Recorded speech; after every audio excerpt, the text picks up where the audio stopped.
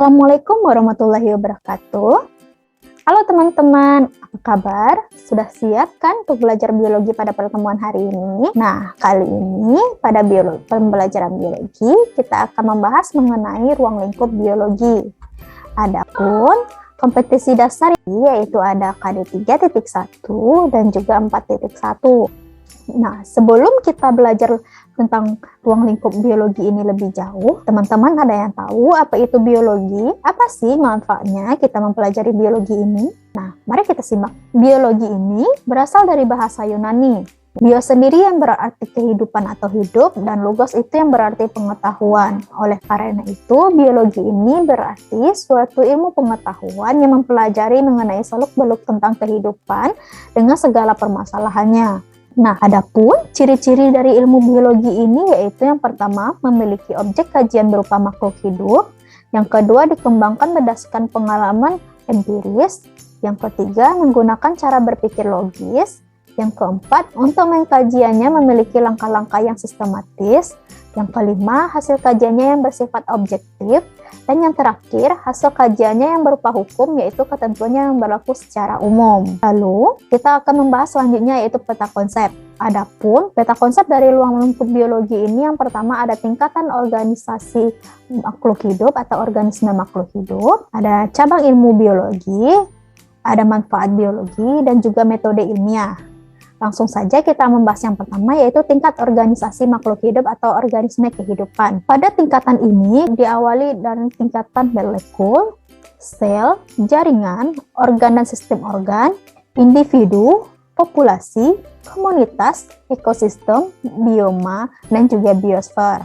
Makhluk hidup yang memiliki karakteristik dasar di atas yaitu tersusun dari sel yang mengalami pertumbuhan dan perkembangan, bernapas, merespon rangsangan, bereproduksi, dan beradaptasi terhadap lingkungan. Yang pertama yang akan kita bahas yaitu tingkatan molekul.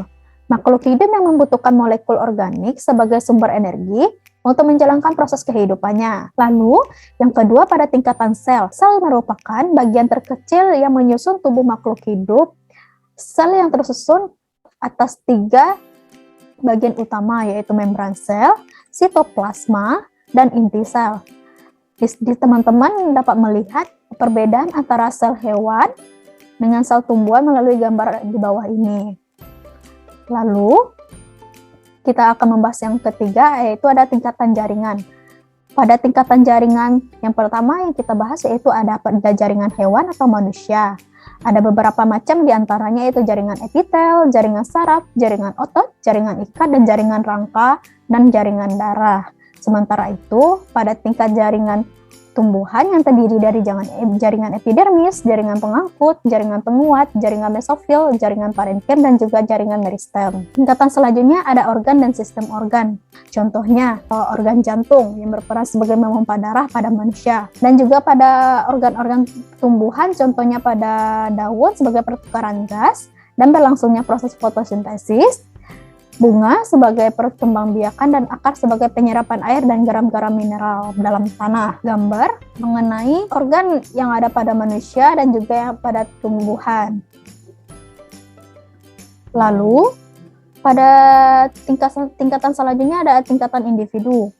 Tingkatan individu ini dapat berupa organisme bersel tunggal atau uniseluler atau juga bersel banyak atau multiseluler. Contohnya organisme bersel tunggal itu yaitu bakteri dan protozoa. Satu unit dari organisme itu disebut dengan individu. Contohnya adalah satu pohon mangga, seekor burung dara, ataupun seorang anak. Lalu ada tingkatan populasi. Pada tingkatan populasi ini, individu-individu yang sejenis bila terkumpul pada tempat dan waktu tertentu akan membentuk suatu populasi. Contohnya adalah populasi pohon mangga, populasi burung dara, dan populasi anak. Adapun kumpulan dari individu tersebut disebut dengan populasi apabila berada pada tempat dan waktu yang sama. Lalu pada tingkatan komunitas, beberapa populasi bila berkumpul pada waktu dan tempat yang sama akan membentuk suatu komunitas. Lalu ada tingkatan ekosistem. Apabila komunitas-komunitas tersebut berinteraksi dengan lingkungan, maka akan membentuk suatu ekosistem. Contohnya yaitu ada ekosistem kolam, sungai, laut, sawah, maupun hutan. Lalu ada tingkatan bioma. Bioma ini merupakan wilayah yang memiliki sifat geografis atau iklim yang sama dengan klasifikasian yang berdasarkan vegetasi dominan yang ditandai oleh adaptasi organisme terhadap lingkungan suatu habitat tertentu. Kumpulan dari berbagai komunitas pada setiap zona habitat ini disebut dengan bioma. Terdapat dari 9 macam bioma, yaitu ada bioma hutan tropis, ada bioma bakau, ada bioma hutan lumut, ada bioma savana, bioma padang rumput, bioma padang pasir, dan lain-lainnya. Di sini pun ada beberapa contoh, yaitu ada bioma gurun, bioma savana, bioma hutan gurun, bioma hutan tropis, bioma taiga, dan bioma tundra. Yang terakhir ada tingkatan biosfer. Pada tingkatan biosfer ini, semua bioma yang ada di bumi atau semua zona kehidupan di bumi yang disebut dengan biosfer atau lapisan kehidupan. Biosfer ini meliputi semua lapisan kehidupan yang dari dasar laut yang dalam sampai lapisan udara di mana masih terdapat kehidupan. Jadi, biologi memiliki berbagai tingkat organisasi kehidupan. Nah, pada materi kedua dalam peta konsep yaitu ada cabang-cabang biologi. Cabang-cabang biologi ini yang kita bahas ada banyak sekali. Tapi yang di sini ada beberapa, yaitu contohnya ada anatomi, bakteriologi, ada bioteknologi, ada botani, ekologi, embriologi, entomologi, evolusi, fisiologi, genetika, histologi, herpetologi, dan lain-lainnya sebagainya. Dan yang terakhir ada zoologi. Nah, yang ketiga yaitu manfaat mempelajari biologi. Yang pertama ada di bidang pertanian. Dalam bidang pertanian ini kita menerapkan ilmu botani, fisiologi, anatomi, dan genetika. Petani dapat memilih dan menghasilkan jenis tumbuh-tumbuhan yang bersifat unggul melalui rekayasa genetika, sehingga produksi pangan dapat lebih meningkat. Contohnya, pada umumnya kita dapat melihat buah tomat yang berwarna merah, hijau, dan sekarang karena adanya pemanfaatan biologi, tomat tersebut ada yang berwarna ungu. Selanjutnya ada di bidang peternakan. Dalam penerapannya di bidang peternakan ini, beberapa cabang biologi dapat digunakan seperti zoologi, fisiologi, anatomi, embriologi, taksonomi, dan genetika. Contohnya, para peternak dapat menghasilkan bibit unggul dengan cara kawin silang suntik atau inseminasi dan juga kawin silang atau bastar. Contohnya, hewan yang memiliki jenis unggul seperti ayam ras, ayam boiler, sapi perah, dan sebagainya. Yang ketiga ada di bidang kedokteran. Contoh cabang biologi yang dibutuhkan yaitu ada bagian anatomi, fisiologi, mikrobiologi, dan patologi yang merupakan cabang-cabang ilmu biologi yang membantu para dokter dalam mengusahakan penyembuhan suatu penyakit. Cabang-cabang biologi ini dapat membantu dokter untuk melakukan berbagai macam operasi, memperbaiki dan mengganti jaringan ataupun organ tubuh yang rusak. Lalu ada di bidang industri. Perkembangannya pada cabang ilmu biologi pada bidang industri ini dapat dimanfaatkan seperti pada cabang zoologi, botani, mikrobiologi, biokimia, taksonomi, serta bioteknologi. Manusia dapat memanfaatkan dan mengembangkan berbagai manfaat tubuh dan hewan yang menjadi bahan baku industri.